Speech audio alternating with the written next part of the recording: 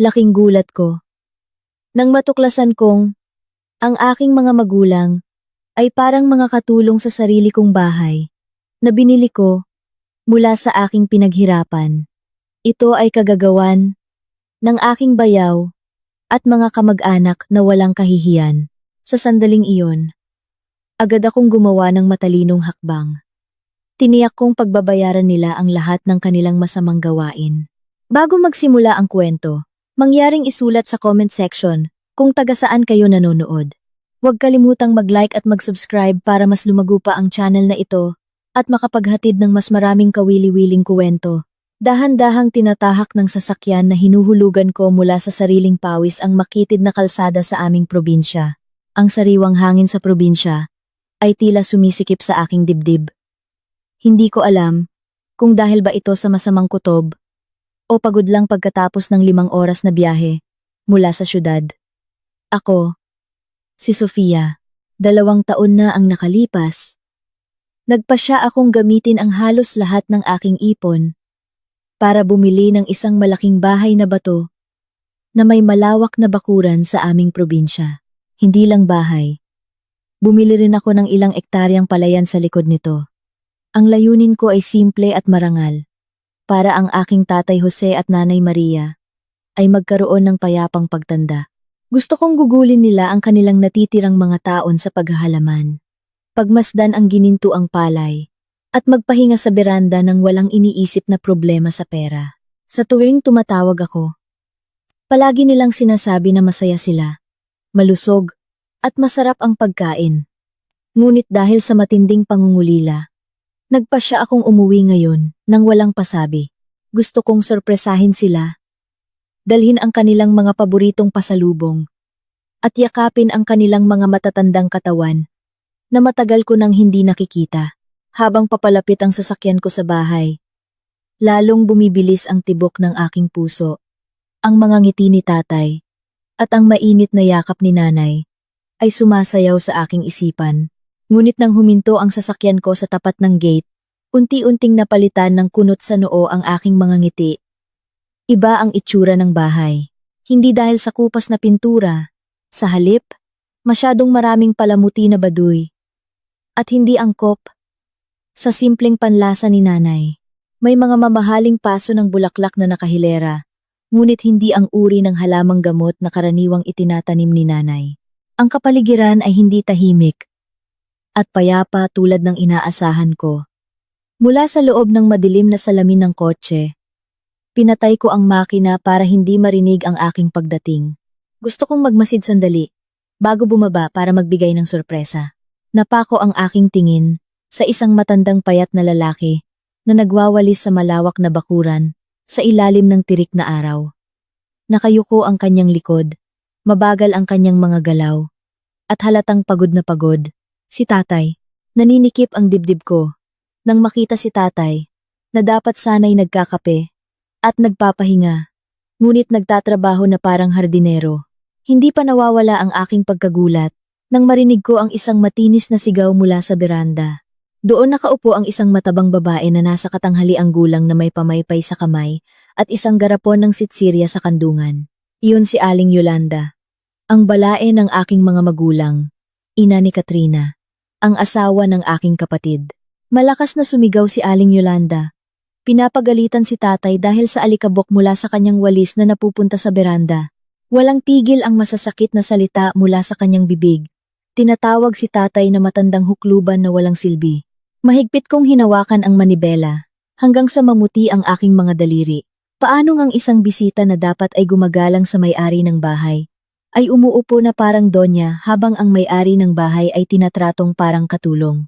Ang sumunod na nakita ko, ay lalong dumurog sa aking puso. Mula sa gilid ng pinto, ay lumabas si Nanay Maria, ang aking pinakamamahal na ina. Dala niya ang isang malaking palanggana, na puno ng basang damit, na mukhang napakabigat. Patihaya ang lakad ni nanay, at halatang hinihingal. Alam kong may sakit sa likod si nanay.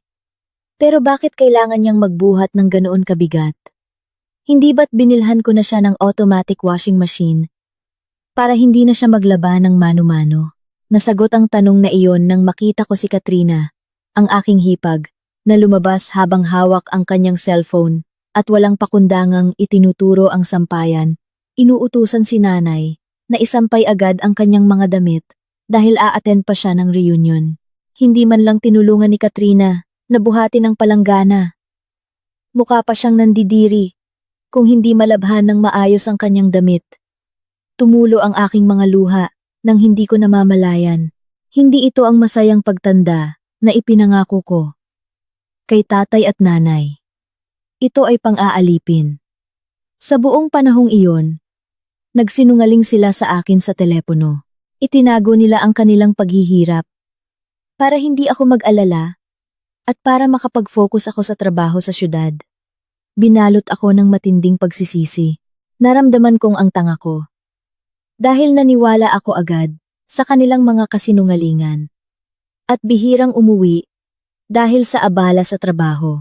Sa harap ng aking mga mata, nakita ko si Tatay Jose na sinusubukang kumuha ng inumin para kay Aling Yolanda na sumisigaw dahil sa uhaw. Ngunit dahil sa nanginginig na kamay ni tatay, natapon ng kaunti ang tubig sa sahig ng beranda. Agad na tumayo si Aling Yolanda. Tinabig ang baso hanggang sa mabasag at itinuro ang mukha ni tatay gamit ang kanyang hintuturo na puno ng gintong singsing. Nakilala ko ang singsing na iyon. Iyon ay mula sa perang padala ko noong nakaraang buwan na para sana sa gamot ni tatay.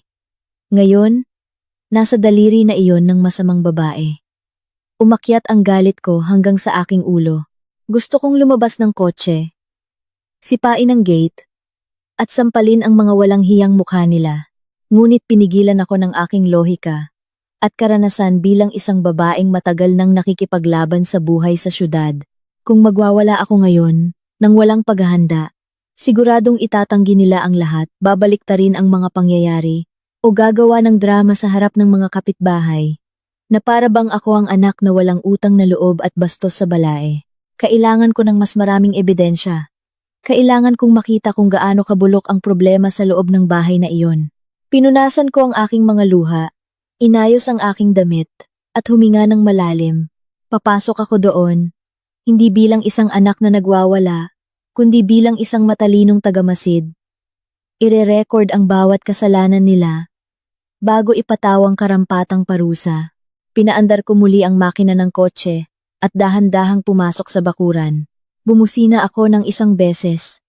Agad na natigil ang lahat sa beranda. Nagulat na napalingon sina Aling Yolanda at Katrina. Napalingon din sina tatay at nanay. At nakita ko ang takot sa kanilang mga mata. Para bang nag-aalala sila na ang aking pagdating ay magdudulot ng panibagong problema para sa kanila. Lalong sumakit ang puso ko nang mapagtanto kong ang pagdating ng sarili nilang anak ay nagdudulot sa kanila ng pag-aalala. Pinatay ko ang makina, binuksan ang pinto ng kotse, at bumaba na may seryosong mukha. Itinatago ang galit na handang sumira sa kayabangan ng mga parasitiko sa harap ko. Matatag ang aking mga hakbang habang tinatahak ang daan patungo sa beranda. Biglang tumahimik ang lahat. Si Aling Yolanda, na kanina'y nakapamaywang, ay pilit na ngumiti. Isang peking ngiti. Si Katrina na abala sa kanyang cellphone ay agad itong itinago at nagpanggap na inaayos ang mga paso. Para bang siya ay isang masipag na manugang. Sina Tatay Jose at Nanay Maria ay nakatayo sa isang sulok ng bakuran, magkahawak kamay, at may kalungkutan sa kanilang mga mata. Gusto kong tumakbo at yakapin sila, umiyak sa kanilang paanan, at humingi ng tawad sa aking pagkahuli. Ngunit alam kong, kung magpapakita ako ng kahinaan ngayon, lalong lalaki ang ulo ni na Aling Yolanda at Katrina. Kailangan kong maging matatag. Kailangan kong maging panangga ng aking mga magulang. Aba, umuwi pala si Sofia. Hindi ka man lang nagsabi. Kung nagsabi ka, sana na ipagluto ka namin ng masarap. Sabi ni Aling Yolanda na may pilit na tamis sa boses. Sinusubukang yakapin ako. Ang matapang niyang pabango ay tumusok sa aking ilong. Salungat sa amoy ng pawis ni tatay na naamoy ko kanina. Marahan akong umiwas sa kanyang yakap. Nagpanggap na inaayos ang aking bag. Diretsyong nakatingin ako sa kanya. Ang una niyang sinabi ay puno na ng kasinungalingan. Na ipagluto ng masarap, ang makinis niyang kamay, ay hindi mukhang nakahawak man lang ng kutsilyo. Tumango lang ako at nilagpasan sila. Dumiretso kina tatay at nanay. Hinawakan ko ang magaspang na kamay ni tatay na puno ng kalyo. Ang balat niya ay mainit. Mukhang nilalagnat si tatay. Pagkatapos, hinawakan ko ang basang kamay ni nanay. Nakulubot na dahil sa matagal na pagkababad sa sabon. Tatay, nanay, umuwi na po si Sofia. Mahina akong sabi. Naluha si nanay. Nanginginig ang kanyang mga labi na gustong may sabihin. Ngunit takot siyang tumingin kay Aling Yolanda. Sa huli, tumango lang siya at bumulong. Salamat sa Diyos. At ligtas ka.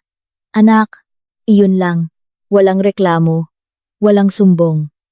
Ang kanilang katapatan ay lalong sumasakit sa aking puso. Inalalayan ko silang umupo sa mga silya sa beranda. Ngunit mabilis na sumingit si Katrina. Ate Sofia, madumi pa sina tatay at nanay galing sa bukid. Madudumihan ang mga bagong upuan. Maglinis muna sila sa likod. Kumulo ang dugo ko nang marinig ang sinabi ni Katrina. Ang mga bagong upuan na iyon ay gawa sa nara na binili ko. 2 taon na ang nakalipas. Para sana iyon kay tatay. Para makapagpahinga siya sa hapon. Bakit ngayon ay pinagbabawalan siyang umupo sa sarili niyang upuan? Ngunit pinigilan ko ang aking sarili. Ganoon ba? Maikli kong sagot. Hinayaan kong maglakad sina tatay at nanay patungo sa likod bahay. Samantala, inaya ako ni na Aling Yolanda at Katrina sa sala. Pagpasok ko, nakita ko ang malaking pagbabago sa interior. Wala na sa dingding ang mga litrato ko, noong graduation, at ang mga family picture namin. Napalitan ito ng malaking litrato ng kasal ni na Katrina at Miguel, at isang close-up na larawan ni Aling Yolanda na nakangiti ng malapad. Ang sala ay hindi na parang bahay ng aking mga magulang, kundi isang maliit na palasyo ni Aling Yolanda. Nasa banyo ang kapatid mong si Miguel. Lalabas din iyon. Maupo ka muna, anak. Siguradong pagod ka. Sabi ni Aling Yolanda, habang nauupo sa pinakamalambot na sofa at itinaas ang kanyang mga paa. Nagpaalam ako na pupunta sa banyo. Pero dahilan ko lang iyon para makita ang kalagayan ng buong bahay. Naglakad ako papunta sa master bedroom. Ang kwartong dapat sana ay para kina tatay at nanay dahil may sarili itong banyo at orthopedic mattress na binili ko para sa kanilang mga likod. Bahagyang nakabukas ang pinto ng kwarto. Sumilip ako. Puno ito ng mga gamit ni na Katrina at Aling Yolanda. Nagkalat ang mga damit at ang mga mamahaling bote ng cosmetics ay nakakalat sa dressing table. Tama nga ang hinala ko. Inagaw nila ang master bedroom. Kung ganoon, saan natutulog ang aking mga magulang? Naglakad ako papunta sa likod bahay, malapit sa maruming kusina. Doon ay may isang maliit na silid, na dati ay bodega ng bigas. Sira na ang pinto, at kurtina lang ang takip. Dahan-dahan kong hinawi ang kurtina. Ang nakita ko sa loob ay halos ikamatay ko. Walang malambot na kama. Isang manipis na banig lang ang nakalatag sa malamig na sementadong sahig. Ang mga unan ay luma at manipis ang kumot. Sa isang sulok ay may mga nakatambak na karton. Doon nakaupo sina tatay at nanay. Nagmamasahe sa isa't isa.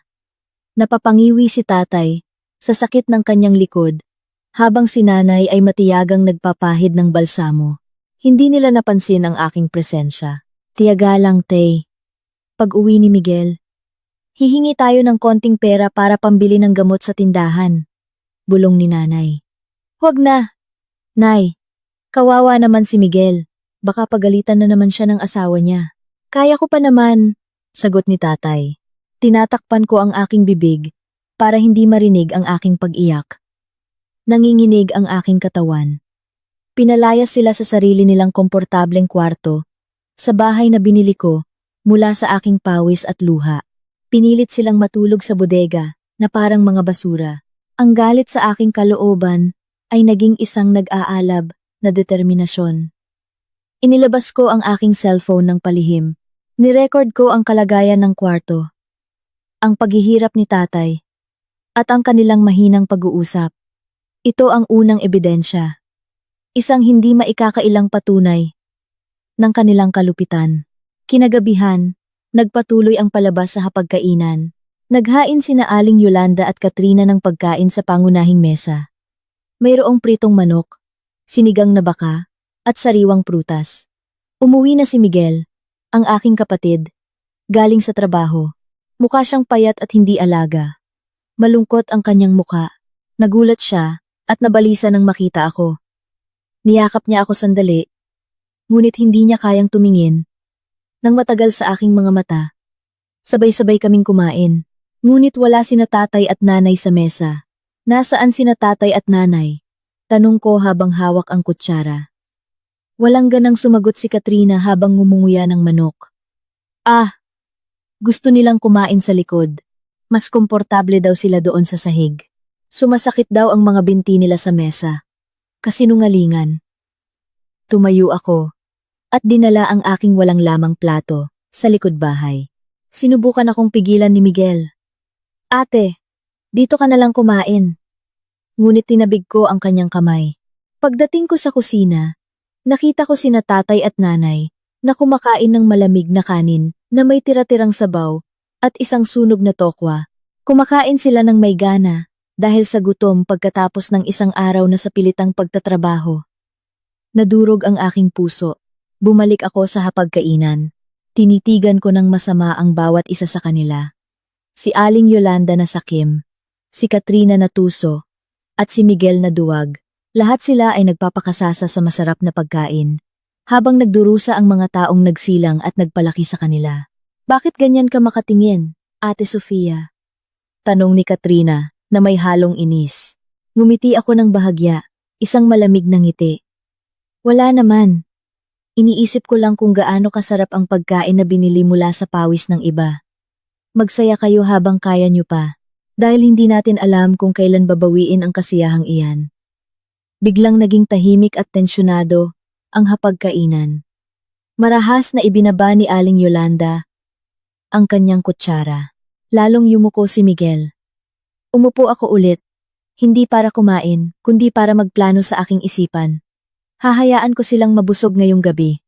Pero bukas, sisingilin ko ang lahat ng kanilang utang. Hindi ko palalampasin ang kahit isang segundo. Ang bahay na ito ay magiging saksi kung paano ipaglalaban ng isang anak na babae ang dangal ng kanyang mga magulang. Sumisikat pa lang ang araw, pero maingay na sa bahay. Sinadya kong gumising ng maaga. Ngunit naunahan pa rin ako ng sapilitang gawain ng aking mga magulang. Mula sa bintana ng aking kwarto, nakita ko si Tatay Jose, napasan ang isang asarol. Sa tabi niya, dala ni Nanay Maria ang isang baunan ng tubig at pagkain. Walang sigla sa kanilang mga mukha. Para silang mga bilanggo. Napapunta sa sapilitang pagtatrabaho. Nasakta ng puso ko sa nakita. Sa kanilang edad, dapat sana'y naglalakad lang sila sa pilapil para lang hapin ang sariwang hangin, hindi nagbabanat ng buto sa bukid. Hinintay ko silang mawala sa liko ng kalsada.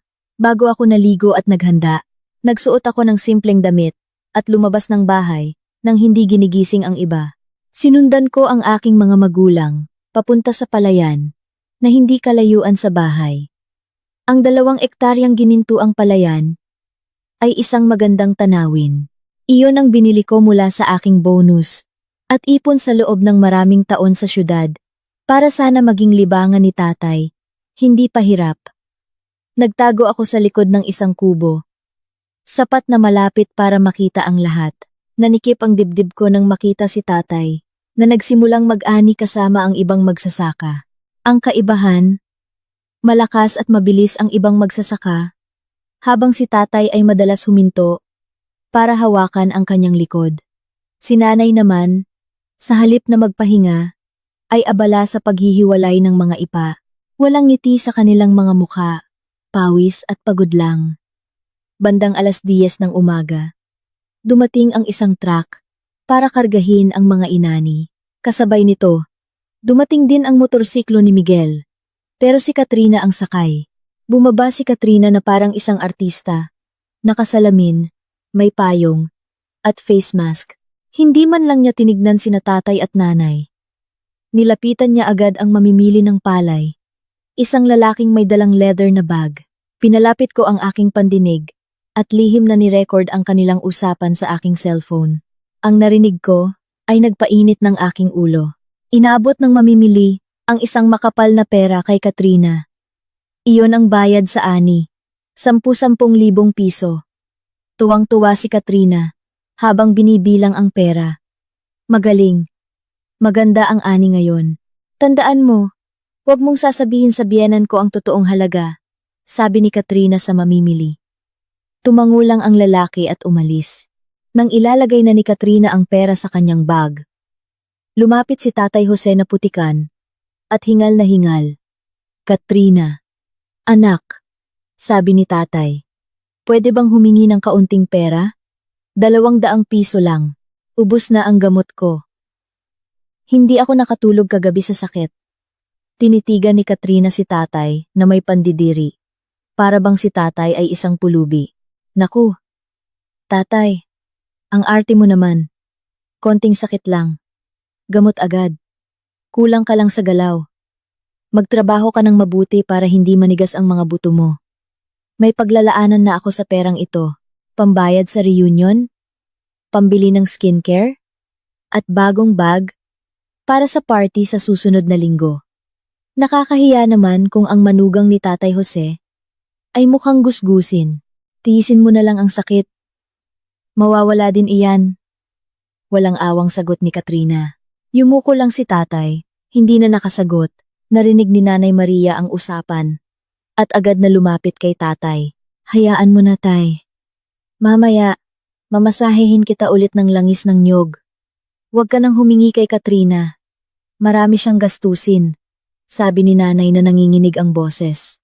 Lalong nasaktan ang puso ko sa narinig. Nasanay na ang aking mga magulang na magparaya at isipin na mas importante ang luho ng kanilang manugang kaysa sa kanilang kalusugan. Sumakay si Katrina sa motor at umalis. Iniwan sina tatay at nanay sa alikabok. Nanigas ako sa aking pinagtataguan. Tumulo ang galit na luha sa aking mga pisngi. Hinawakan ko ng mahigpit ang puno ng saging hanggang sa matuklap ang balat nito. Tama na. Sapat na ang ebidensyang ito para iparanas sa sakim na babaeng iyon ang impyerno sa lupa. Hinintay kong bumalik sa trabaho sina tatay at nanay. Bago ako umuwi sa ibang daan, tinawagan ko ang aking abogado sa syudad para asikasuhin ang mga papeles para mabawi ang aking mga ari-arian. Nang legal, para wala silang lusot. Pagdating ko sa bahay, nakita ko si Katrina na abala sa pag-post ng litrato ng pera sa social media na may caption na, "Salamat sa sipag ng asawa ko. At sa dasal ng isang mabuting asawa, masagana ang ani." Nasuka ako sa nabasa. Sipag ng asawa? Si Miguel ay isang ordinaryong empleyado lang sa munisipyo. At ang palayan ay pinaghirapan ng matandang likod ng aking ama. Pumasok ako sa aking kwarto. Isinave ang lahat ng recording sa aking laptop at gumawa ng mga backup. Kailangan ko pang magtiis ng kaunti. Bukas ang araw ng paghihiganti. Hahayaan ko silang lumipad ng mataas sa kanilang kayabangan ngayon. Para bukas, kapag ibinagsak ko sila, ang sakit ay dudurog sa kanilang mga buto, hanggang sa maging abo. Ang bahay ngayong umaga ay napakasaya, mas maingay pa sa isang pista. Si Aling Yolanda pala ay nag-organisa ng isang malaking reunion at syukuran para sa tagumpay daw ng kanyang anak at manugang. Mula pa kaninang madaling araw, dumating na ang catering na may dalang mga mamahaling pagkain. Ang amoy ng kalderetang kambing at barbecue ay kumakalat sa buong bahay. Ang malawak na bakuran ay mayroon ng tolda at mga upuan na may eleganteng tela. Abala sina Aling Yolanda at Katrina sa pag-aayos. Pareho silang todo bihis. Si Aling Yolanda ay nakasuot ng modernong barot saya na kumikinang na may mataas na sanggol na nagpapakita ng kanyang kayabangan. Puno ng alahas ang kanyang leeg, tenga, at pulso na sigurado akong binili mula sa pinaghirapan ng aking ama. Si Katrina naman ay nakasuot ng mamahaling sutlang bestida na may makapal na makeup na nagtatago sa kanyang tunay na masamang ugali. Tahimik lang akong nagmamasid mula sa bintana. Lalong sumakit ang puso ko nang makita sina Tatay Jose at Nanay Maria. Hindi sila inayusan, binigyan ng magandang damit, o pinaupo para salubungin ang mga bisita. Sa halip, Suot nila ang kanilang luma at kupas na damit. Inutusan ni Aling Yolanda si tatay na buhatin ang mga mabibigat na bote ng inumin papunta sa handaan. Si tatay na masakit pa ang paa ay naglalakad ng paika-ika. Si Nanay Maria naman ay inutusang magpunas ng mga plato at mag-ayos ng mga kubyertos. Para silang mga katulong. Linisin mong mabuti, Nay. Baka mandiri ang mga bisita ko. Sabi ni Aling Yolanda habang nagpapaypay. Walang pakialam na ang inuutusan niya ay ang may-ari ng bahay na ginagamit niya para magyabang. Tanghali. Nagsimulang dumating ang mga bisita, mga sosyal na kapitbahay, at mga kakilala ni Aling Yolanda. Napuno ng mga sasakyan ang bakuran. Ang tawanan at kuwentuhan ay nangingibabaw sa hangin. Si Aling Yolanda ay nakatayo sa pinto, sumasalubong sa mga bisita na parang siya ang may-ari ng palasyo. Tuloy po kayo, mga kumare. Tikman niyo ang handa. Pinakamahal na catering yan. Sabi niya ng mayabang. Pinuri ng mga bisita ang karangyaan ng handaan at ang tagumpay ni na Katrina at Miguel. Narinig kong nagtanong ang isang kapitbahay, nasaan po sina Tatay Jose at Nanay Maria? Walang kasalanang sumagot si Aling Yolanda. Alam niyo na. Matatanda. Ayaw nila ng maingay. Mas gusto nila sa likod. Naglilinis. Hobby daw nila. Pinagbawalan ko na pero matigas ang ulo. Ang sagot na iyon ay tinanguan ng mga bisita na walang alam sa katotohanan. Kumulo ang dugo ko sa narinig. Hobby ang paglilinis? Sino ba namang tao ang may hobby na maging katulong sa sariling bahay sa kanilang katandaan? Tumingin ako sa salamin. Nakasuot ako ng aking pinakamagandang damit. Isang eleganteng blazer at pantalon. Ang aking mukha ay may manipis, ngunit matapang na make-up. Ngayon, hindi ako magpapakita bilang isang simpleng probinsyana, kundi bilang si Sofia, isang matagumpay na babae, ang nag-iisang may-ari ng lahat ng karangyaan na tinatamasa ng mga parasitiko sa labas. Huminga ako ng malalim. Tinipon ang lahat ng lakas at tapang. Oras na para magsimula ang palabas. Binuksan ko ang pinto ng kwarto at lumabas papunta sa sala na puno ng tao. Ang tunog ng aking sapatos ay umalingaw-ngaw, na nagpatigil sa ingay ng handaan. Ang aking biglaang paglabas na may itsurang ibang-iba kina tatay at nanay ay nagpalingon sa ilang bisita. Naglakad ako ng tuwid. Taas noo. Hinahanap sina Aling Yolanda at Katrina. Sa isang sulok, nakita ko ang isang eksena na nagpasabog sa aking galit. Ngunit tinago ko ito sa isang malamig na ngiti. Si Tatay Jose ay nagsasalin ng inumin sa baso ng isang bisita. Nanginginig ang kanyang kamay, kaya natapon ng kaunti. Nagalit ang bisita, at agad na inagaw ni Aling Yolanda ang baso mula kay tatay, at sinigawan siya ng mahina. Naku, kung matanda ka na, huwag kang maging pabigat. Pumunta ka sa likod at maghugas ng baso. Yumuko si tatay sa takot. Iyon na ang hangganan ng aking pasensya. Hoy! Malakas kong sabi na nagpatigil sa lahat. Biglang tumahimik ang paligid. Lahat ng mata ay nakatuon sa akin. Nagulat at nataranta sina Aling Yolanda at Katrina. Si Miguel na nakikipag-usap sa kanyang kaibigan ay namutla nang makita ako. Dahan-dahan akong lumapit sa mesa. Tumayo sa tabi ng aking nanginginig na ama. Niyakap ko siya ng mahigpit. Tumingin ako ng diretso sa mga mata ni Aling Yolanda. Bakit kailangang maghugas ng baso ang aking ama sa harap ng mga bisita, Aling Yolanda? Tanong ko, sa mababa, ngunit matalim na boses. Hindi ba't dapat ang may-ari ng bahay ay nakaupo sa harap at iginagalang? Bakit ang aking ama ay tinatrato na parang katulong? Pilit na tumawa si Aling Yolanda. Sinusubukang pagaanin ang tensyon. Nako, Sofia, nagbibiro ka naman. Tatay mo mismo ang gustong tumulong. At saka, syukuran ito ng anak ko. Natural lang na tumulong ang mga magulang. Syukuran ng anak mo? Ulit ko ng may pang-iinis. Inilabas ko ang isang folder. Teka, linawin ko sa harap ng lahat.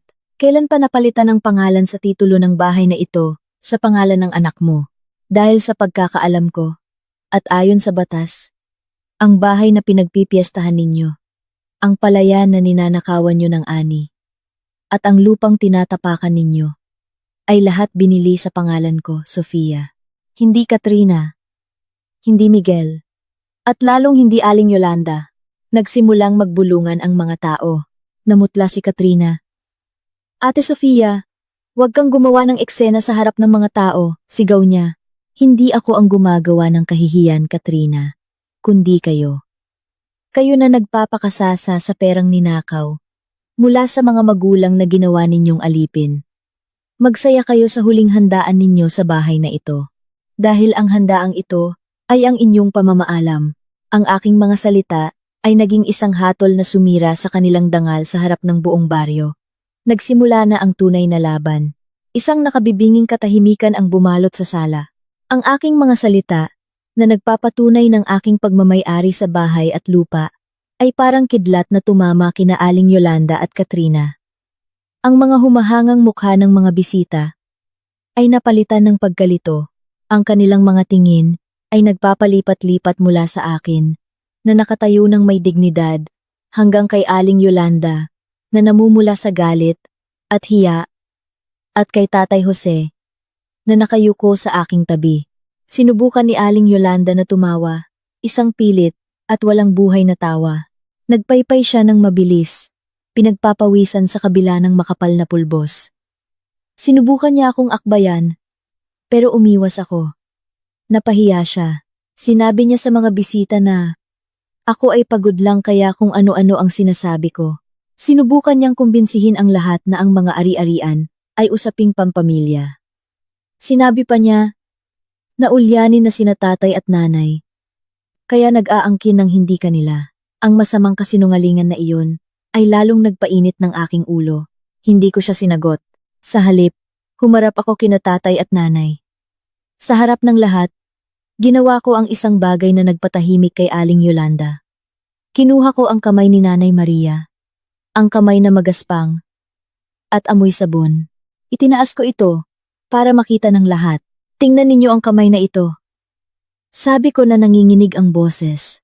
Ang kamay na ito ang nagpalaki sa amin. Ang kamay na ito, na dapat sana'y may hawak na rosaryo ngayon. Pero tingnan ninyo, nagbabalat dahil sa sapilitang paglalaba ng damit ng kanyang manugang. Ganito ba ang kamay ng isang reyna ng tahanan? Nagsimulang magbulungan ang mga bisita. Pagkatapos, bumaling ako kay Tatay Jose. Itinaas ko ang manggas ng kanyang damit. May malinaw na pasa sa kanyang braso. Sinubukan ni tatay na itago ito, pero pinigilan ko siya. Tinanong ko siya sa harap ng lahat, sino ang gumawa nito? Nanahimik si tatay. Takot na tumingin kay Katrina. Ang takot na iyon sa kanyang mga mata ay sapat ng sagot para sa lahat. Nataranta si Katrina. Sumigaw siya at inakusahan akong nagdadrama. Sinabi niyang nahulog lang si tatay sa banyo. Sinubukan niyang hilahin si tatay, pero hinarangan ko siya. Mula kailan nagkaroon ng pasa na hugis daliri ng tao ang pagkahulog sa banyo? Tanong ko. Natigilan si Katrina. Pagkatapos, tinawag ko si Miguel, ang aking kapatid na kanina patahimik. Pinapunta ko siya sa gitna. Nag-aalangan siyang lumakad. Nang nasa harap ko na siya, nakita ko ang takot sa kanyang mga mata. Takot sa kanyang asawa. Tinanong ko siya kung nasaan ang kanyang konsensya. Nasaan ang kanyang pangako na aalagaan sina tatay at nanay habang nagtatrabaho ako sa syudad? Yumuko lang siya. Hinawakan ko ang kanyang balikat at pinaharap sa aming mga magulang. Busog ka ba habang kumakain ng masarap na pagkain? Habang ang iyong mga magulang ay kumakain ng tira-tira sa likod bahay? Nagsimulang umiyak si Miguel. Ang kanyang pag-iyak ay pag-iyak ng isang duwag. Ang sitwasyon ay bumaliktad. Ang dating paghanga ng mga bisita kina Aling Yolanda at Katrina ay napalitan ng pandidiri at galit. Nagsimulang magsalita ang mga kapitbahay. May nagsabing, kaya pala pumayat si Tatay Jose. May nagsabing madalas silang makarinig ng sigawan mula sa bahay. Ngayon, nabuksan na ang lahat ng kasinungalingan. Napagtanto ni Aling Yolanda na siya ay nasa alanganin at ginamit ang kanyang huling baraha. Bigla siyang nahimatay. Isang madramang pag-arte. Inay. Nahimatay si Inay. Sofia, tingnan mo ang ginawa mo. Gusto mong patayin ang biyenan ko. Sigaw ni Katrina, sinusubukang magmukhang biktima. Ngunit hindi ako natinag. Alam ko ang kanyang murang acting. Tiyo, pakitingnan po. Kung totoo, tatawag tayo ng ambulansya. Pero kung nagkukunwari lang, mayroon akong timba ng tubig mula sa fish pond. Baka makatulong iyon. Sabi ko sa isang bisita na isang health worker. Nang marinig ang banta ng tubig, bahagyang gumalaw ang talukap ng mata ni Aling Yolanda. Narinig niya ang sinabi ko. Ngumiti ako ng may pangiinis. Ang kanilang palabas ay hindi na uubra sa akin. Ngayong araw, hindi lang ang handaan ang binawi ko, kundi pati na rin ang dignidad ng aking mga magulang na kanilang niyurakan. At ito ay simula pa lang. Dahan-dahang iminulat ni Aling Yolanda ang kanyang mga mata. Nagkukunwaring nahihirapan huminga. Tinulungan siya ni Katrina na umupo at nagmukhang biktima. Ngayon, si Katrina naman ang sumugod. Tumayo siya, pinunasan ang kanyang pekeng luha. At tinitigan ako ng may galit. Dahil hindi na gumana ang awa. Lumipat siya sa batas. O sa kanyang mababaw na pagkaunawa sa batas. Maaari kang mag-angkin, pero ang batas ay batas. Sigaw niya. Sinabi niya na si Miguel, bilang nag-iisang anak na lalaki, ay may karapatan sa mana. At pumirma na si Miguel ng isang deed of donation na nagbibigay sa kanya ng pamamahala sa bahay at palayan. Tumatakbo siyang pumasok sa kwarto at bumalik na may dalang isang pirasong papel. Tingnan mo ito, pirma ni Miguel. Ibinigay na niya sa akin ang lahat. Kaya ako na ang may-ari ng bahay na ito. Ikaw, Sofia, ay isang bisitang hindi imbitado. Wala kang karapatang paalisin kami. Ngumiti si Katrina ng may tagumpay. Yumuko lalo si Miguel. Naguluhan ulit ang mga bisita. Tumingin sila sa akin. Nag-aalinlangan. Ngumiti lang ako. Nang may pang-iinis. Katrina. Katrina, masyado kang sakim sa yaman. Kaya nakalimutan mong mag-aral ng batas. O baka hindi mo lang talaga alam ang katotohanan. Dahil abala ka sa pamimili. Binuksan ko ang aking bag at inilabas ang isang makapal na folder. Ipinakita ko ang isang opisyal na dokumento na may selyo ng gobyerno, ang orihinal na titulo ng lupa at bahay. Ibinigay ko ito sa kapitan ng barangay na naroon. Kapitan, pakibasa po ng malakas kung sino ang nakapangalan sa titulong ito.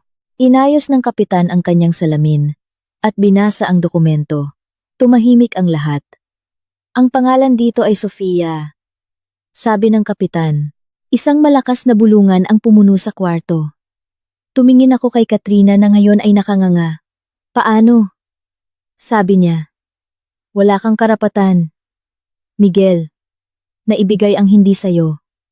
Mabilis kong sabi. Dahil ang bahay na ito ay binili ko sa pangalan ko, hindi sa pangalan ni tatay. Ginawa ko iyon para protektahan sila sa mga sakim na tao tulad ninyo. Ang deed of donation mo ay basura lang. Natumba si Katrina sa mesa. Ang kanyang mundo ay gumuho. At para patunayan na hindi lang kayo manloloko, kundi mga walang puso, sabi ko habang kinokonekta ang aking cellphone sa speaker. Pakinggan ninyo ito. Ipinatugtog ko ang mga recording. Ang sigaw ni Aling Yolanda na minamaltrato si tatay. Matandang walang silbi. Ang pang-iinsulto ni Katrina. Gamot na naman. Pera na naman. Mamatay ka na para hindi ka pabigat. At ang pagmamakaawa ni tatay. Ang recording ay parang isang bomba. Wala nang duda. Wala nang awa. Ang mga mukha ng mga kapitbahay ay puno na ng galit. Itinago ni Aling Yolanda ang kanyang mga tainga. Patayin mo iyan. Edited iyan, sigaw niya. Ang kanilang imahe ay nadurog sa isang iglap. Narinig ninyo? Tanong ko. Iyan ang araw-araw na pagkain ng aking mga magulang. Mayroon pa bang kakampi sa kanila? Walang sumagot. Ang handaan ay naging isang paglilitis. At ang hatol ay naibigay na. Nakita kong napaupo si Katrina sa sahig. Umiiyak hindi dahil sa pagsisisi, kundi dahil sa pagkatalo. At ako, nakatayo sa tabi ng aking mga magulang, nararamdaman kong unti-unting nawawala ang bigat sa aking dibdib. Nalaman na ang katotohanan, at wala nang matataguan, ang mga sinungaling. Ang mga huling salita sa recording ay dahan-dahang nawala, Ngunit ang epekto nito ay nanatili, parang makapal na usok na sumasakal sa lahat ng nakarinig. Ang marangyang sala ay naging isang silid ng paglilitis na walang hukom, kung saan ang hatol ay ipinataw ng mga mata ng 12-12 ng kapitbahay. Si Aling Yolanda ay nakaupo sa sahig, namumutla, at hirap huminga. Si Katrina ay nakatayo, tuliro, naghahanap ng paraan para makatakas o ipagtanggol ang sarili. Si Miguel, ang aking kapatid, ay nakatayo pa rin sa isang sulok, nakayuko. Dala ang bigat ng kahihiyan. Nakatayo ako sa gitna ng silid, hawak ang cellphone na naging sandata laban sa kanilang kasinungalingan. Ngunit, hindi pa ako tapos. Ang pagpapalayas sa kanila ay masyadong madali. Gusto kong bunutin ang ugat ng kanilang kayabangan. At ang pinakamahusay na paraan para saktan ang isang taong sakim ay ang atakihin ang kanilang pinakamamahal na yaman. Dahan-dahan akong naglakad patungo sa isang maliit na mesa kung saan nakalagay ang aking bag. Binuksan ko ito at inilabas ang isang makapal na notebook, isang malaking calculator, at isang panulat. Bumalik ako sa gitna, kumuha ng upuan, at naupo sa harap ni Aling Yolanda at Katrina. Akala niyo ba, pagkatapos ng lahat ng ito, basta ko na lang kayong paaalisin? Hindi ganoon kadali, sabi ko. Sa mundo ng negosyo, walang libreng tanghalian. Lahat ay may presyo. At ngayon, sisingilin ko kayo sa bawat butil ng kanin na kinain ninyo, sa bawat pisong ninakaw ninyo, at sa bawat patak ng luha ng aking mga magulang dahil sa inyo. Anong ibig mong sabihin? Hihingan mo kami ng pera? Ang kuripot mo namang hipag. Sigaw ni Katrina. Sinusubukang baliktarin ang sitwasyon. Kapatid? Kailan mo ako itinuring na kapatid? Noong minumura mo ang aking ama? O noong ginawa mong katulong ang aking ina? Huwag kang magpatawa, Katrina. Wala nang nakakatawa, sabi ko, habang binubuklat ang aking notebook na puno ng mga numero. Magbilangan tayo. Una, renta sa bahay. Ginamit ninyo ang master bedroom, na parang hotel. Sa loob ng 2 taon, ginamit ninyo ang lahat ng pasilidad kuryente, tubig, internet nang hindi nagbabayad, habang ang may-ari ay pinalayas ninyo sa bodega. Kung ikukuwenta sa presyo ng renta sa lugar na ito, sabihin na nating people 15,000 kada buwan. 2 taon ay 24 na buwan, 15,000 times 24. Ang total ay hacks 360,000. Namutla si Aling Yolanda. Nampo 360,000! Baliw ka na! Bahay ito ng anak ko! Bakit kami magbabayad? Pangalawa, kita sa ani. Ang 2 ektaryang palayan ay umaani ng 3 beses sa isang taon. Ang netong kita sa bawat ani ay humigit kumulang 100,000. Sa loob ng 2 taon, 6 na beses na ani iyon. 100,000 times 6. Ang total ay 600,000. Ang perang iyan ay dapat nasa bangko para sa pagtanda ni tatay, pero napunta sa mga alahas mo, Aling Yolanda. Nanginginig na si Katrina. Ang mga numerong binabanggit ko ay malaki at totoo.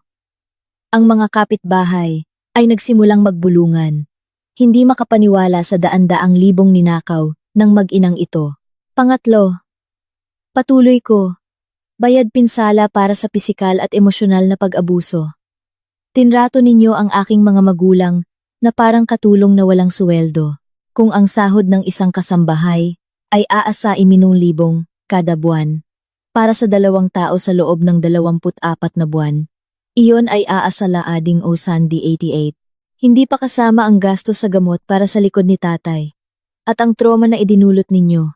Sabihin na nating, 2,500,000 lahat. Itinaas ko ang calculator. Iyon ang presyo na kailangan ninyong bayaran ngayon din. Sumigaw si Aling Yolanda. Saan kami kukuha ng ganoong kalaking pera? Gusto mo ba kaming patayin? Lumapit siya kay Miguel. Miguel! Gumawa ka ng paraan! Nababaliw na ang ate mo. Pagnanakaw ba ang pagbawi sa kung ano ang sa akin? Sinasabi ninyong wala kayong pera? Huwag kayong magsinungaling. Tingnan ninyo ang mga alahas ninyo, ang mga bagong motor, ang mga mamahaling bag. Lahat iyan ay binili gamit ang pera mula sa ani ni tatay. Hindi iyan sa inyo, mga ninakaw na gamit iyan. Binigyan ko sila ng dalawang pagpipilian. Una, bayaran ninyo ng buo ang 16. Ngayon din, kung walang cash, isuko ninyo ang lahat ng ari-arian na binili gamit ang pera ni tatay. Pangalawa, huminto ako. Ihahanda ko ang kaso laban sa inyo sa pulis. Panloloko, pagnanakaw, pamemeke ng dokumento, at pang-aabuso sa matatanda, sa mga ebidensya at testigo. Siguradong makukulong kayo ng hindi bababa sa 5 taon. Hindi masarap sa kulungan. Katrina, walang skincare, walang malambot na kama, at kailangan mong labhan ang sarili mong damit. Umiyak ng malakas si Katrina. Nanghina ang kanyang mga tuhod. Ang ideya ng kulungan ay sumira sa kanyang isipan. Miguel, tulungan mo ako. Ayokong makulong. Bayaran mo ang utang. Mangutang ka sa bangko. Pakiusap niya. Tumingin si Miguel sa kanyang asawa na may blankong ekspresyon.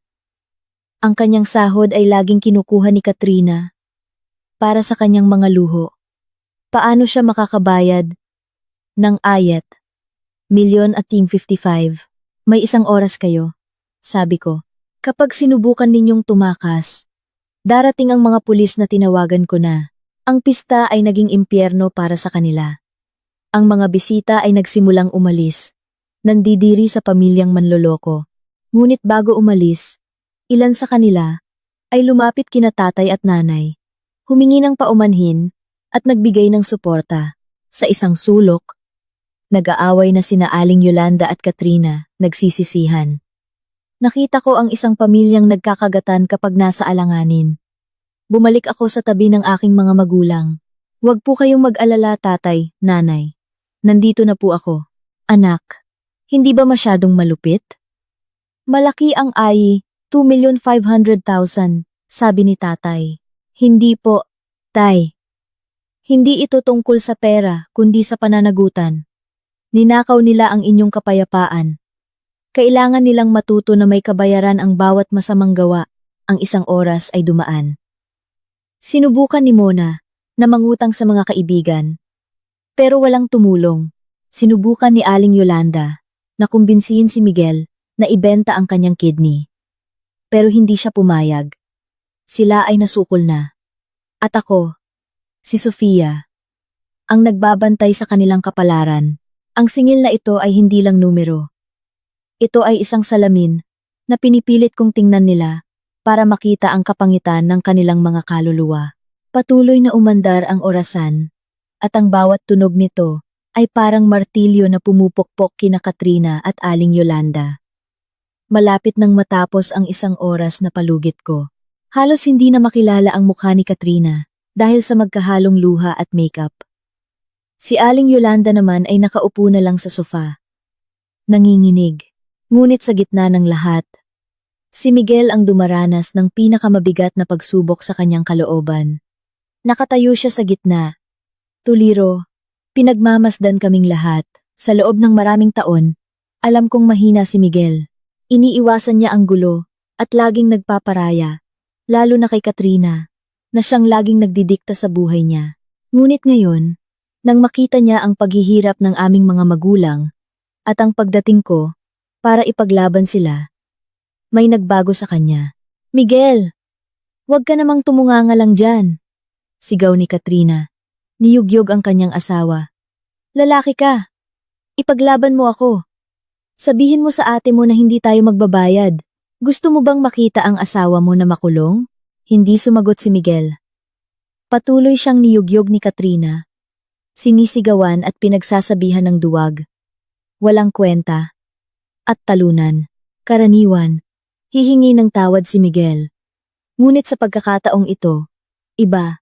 Nang marinig niya ang salitang talunan, dahan-dahan niyang itinaas ang kanyang mukha. Tumingin siya kay Katrina. Hindi na may takot, kundi may pagod. Pagod na sa laging pagsisi, pagod na sa laging pag-uutos, at higit sa lahat, biglang hinawakan ni Miguel ang mga kamay ni Katrina. Mahigpit ang kanyang hawak. Tama na, mahina niyang sabi. ngunit malinaw. Nagulat si Katrina. Ano? Bitawan mo ako. Sabi ko. Tama na. Sumigaw si Miguel. Sa unang pagkakataon, narinig ko siyang sumigaw. Nang ganoon kalakas. Sabi mo talunan ako? Oo, tama ka. Katrina, talunan ako. Pero hindi dahil sa maliit ang sahod ko. Talunan ako. Dahil hinayaan kong isang demonyong tulad mo ang yumurak sa aking mga magulang. Itinuro ni Miguel ang mukha ni Katrina. 5 taon tayong kasal. Tiniis ko lahat.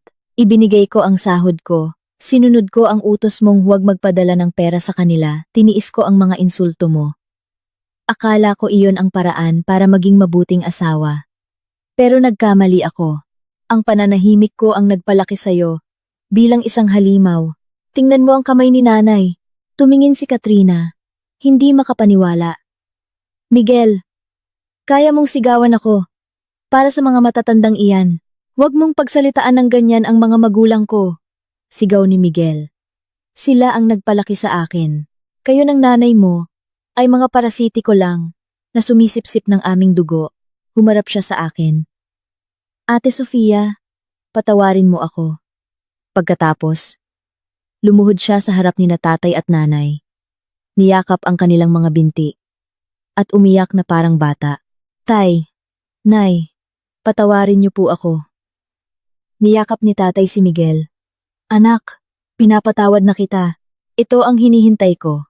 Hindi ang pera, hindi ang kulungan, kundi ang pagbabalik ng aking kapatid sa aming pamilya. Tumayo si Miguel, pinunasan ang kanyang luha. May bagong determinasyon sa kanyang mukha. Humarap siya kina Katrina at Aling Yolanda. Katrina, mula ngayon, hindi na kita asawa. Nakikipaghiwalay na ako sa'yo. Hiwalay na tayo. Ang mga salitang iyon ay mas malakas pa sa isang bomba. Sumigaw si Katrina. Hindi! Miguel! Hindi mo ako pwedeng iwan. Kaya kong mag-isa. Katrina, mas gugustuhin ko pang kumain ng kanin na may asin kaysa araw-araw na masaktan sa piling mo, malamig na sagot ni Miguel. At ikaw, Aling Yolanda, umalis ka na sa bahay ng ate ko. Dalhin mo ang anak mo. Wala na akong pakialam sa inyo. Natakot si Aling Yolanda. Miguel, anak, wag naman ganyan. Paano na ang mga bayarin ko? Sumingit ako. Wala nang magpopondo sa magastos mong buhay, Aling Yolanda. Ang ATM ninyo ay sira na. Ngayon, bumalik tayo sa dati. 2,500,000 o kulungan. Dahil hiniwalayan na ni Miguel si Katrina, wala na siyang obligasyon sa mga kasalanan ng kanyang asawa. Iyon ay personal na krimen ni na Katrina at Aling Yolanda. May 10 minuto pa kayo para mag-impake. Sabi ko, itinuro ang pinto. Ang mga alahas, bag, motor, at pera ay iiwan dito bilang paunang bayad sa utang ninyo. Kapag may itinago kayo, idadagdag ko iyon sa kaso. Binuksan ni Miguel ang pinto. Lumabas na kayo. Umiiyak. Naglakad sila papasok sa kwarto. Ang desisyon ni Miguel ang huling martilyo na sumira sa kanilang palasyo ng kasinungalingan. Wala na silang masisilungan. Wala ng pusong mamamanipula. Ang karma ay kumikilos ng perpekto at masakit. Ang 10 minutong palugit ay dumaan ng mabagal at puno ng tensyon para kina Aling Yolanda at Katrina. Mula sa loob ng kwarto, naririnig ang kalabog ng mga gamit na inihahagis sa maleta, kasabay ng iyak ni Katrina at pagmumura ni Aling Yolanda. Nakatayo ako sa may pintuan, nagmamasid. Sa likod ko, may 2 pulis na tinawagan ko kanina pa. Para masigurong maayos ang pag-alis nila at walang mangyayaring pisikal na sakitan. Si Miguel ay nakaupo sa labas, nakayuko. Sina tatay at nanay naman ay pinainom ko ng tsaa para kumalma. Sa wakas, bumukas ang pinto ng kwarto. Unang lumabas si Aling Yolanda. Hila ang isang mabigat na maleta. Maga ang kanyang mga mata at gusot ang mukha. Sa likod niya, si Katrina, dala ang isang malaking backpack at 2 plastic bag. Naglakad sila ng nakayuko. Tigil! Malamig kong sabi. Huminto sila. Sabi ko, personal na gamit lang, mga lumang damit at panloob. Walang mahahalagang bagay. Sabi ko, habang lumalapit. Ipinasuri ko sa isang pulis na babae ang kanilang mga bag. Wag! Personal ko to. Sigaw ni Katrina. Ngunit kinuha ng pulis ang kanyang bag. Pasensya na ma'am. Proseso po ito. May report ng pagnanakaw. Binuksan ang bag at ibinuhos ang laman sa mesa. Tulad ng hinala ko. Nahulog mula sa mga damit ang mga kumikinang na bagay. Isang kahon ng alahas na puno ng gintong kwintas, mga singsing na may diamante, mamahaling relo, at ang perang tinanggap ni Katrina kaninang umaga. Ang mga kapitbahay na nanonood ay sumigaw, magnanakaw. Kinuha ko ang kahon ng alahas at ipinakita kay tatay. Ito ang pera ninyo, tay. Ang pawis ninyo na ginawa nilang ginto para ipagyabang. Hubarin ninyo ang lahat ng suot ninyo. Utos ko. Ano? Sabi ni Aling Yolanda. Hawak ang kanyang kwintas. Ang perang pinambili diyan ay galing sa ani ng palayan ko. Hubarin ninyo. O ipapatanggal ko sa pulis bilang ebidensya. Nanginginig at lumuluha. Tinanggal nila ang lahat ng kanilang alahas.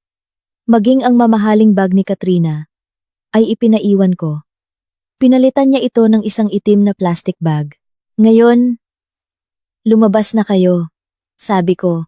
Habang naglalakad sila palabas, sinigawan sila ng mga tao. Umalis kayo, mga parasitiko! Huwag na kayong babalik dito! Naglakad sila palayo. Dala ang kanilang mga damit sa plastic bag. At ang kahihiyan na habang buhay nilang dadalhin. Walang motor, walang pera. Sa may gate, huminto si Katrina at tumingin kay Miguel. Miguel, ihatid mo naman kami sa terminal. Kawawa naman si inay.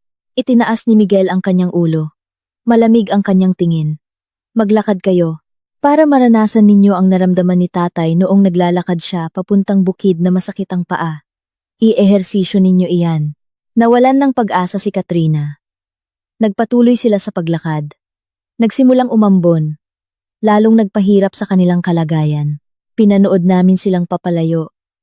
Gumaan ang pakiramdam sa aking dibdib. Ang mga pulis ay nagpaalam na. Ang mga kapitbahay ay nagsiuwian na rin. Itutuloy ko ang kaso bukas, sabi ko sa pulis. Gabi na nang tuluyang tumahimik ang bahay.